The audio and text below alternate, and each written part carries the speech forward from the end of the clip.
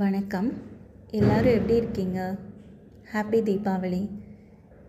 இந்த வருஷம் நான் ரொம்ப எளிமையான ஆனால் மன நிறைவான தீபாவளியை கொண்டாடினேன்.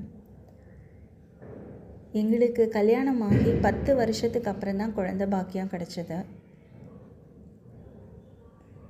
இந்த குழந்தை வரோன்னு தான் நான் சொல்லுவேன். அதுக்கு நான் நிறைய தவம் இருந்திருக்கேன். இந்த குழந்தை பாக்கியம் எந்த ட்ரீட்மெண்ட்டும் இல்லாமல் நேச்சுரலாக தான் கன்சீவ் ஆனேன்.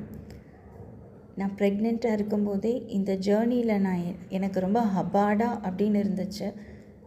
இந்த ஜேர்னியில் நான் என்னென்ன பண்ணேன் அப்படின்லாம் நான் ரீகால் பண்ணி நோட் பண்ணி வச்சுருந்தேன். எனக்கு தெரிஞ்ச மற்ற பர்சனலாக தெரிஞ்ச ஃப்ரெண்ட்ஸுக்கெலாம் நான் ஷேர் பண்ணுவேன். இப்போ என் குழந்தைக்கு 3 வயசு ஆக போகுது. ஸோ நான் நோட் பண்ணி வச்சதெல்லாம் ஒரு புக்காக ஆக்கணும் அப்படின்றத என்னோடய ஆசை. இப்போ அதை முடியாது. அதனால் நான் யூடியூப்பில் ஒரு நாள் ஒரு பாயிண்ட்டாக ஷேர் பண்ணணும்.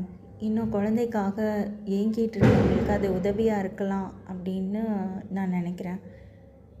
ஸோ கண்டிப்பாக சஷ்டி விரதம் எல்லா வருஷமும் இருந்தேன். இந்த வருஷமும் நாளையிலேருந்து சஷ்டி விரதம் இருந்து முடிச்சுட்டு அதுக்கப்புறம் நான் ஒரு பாயிண்ட்டாக சொல்கிறேன், ஷேர் பண்ணுறேன்.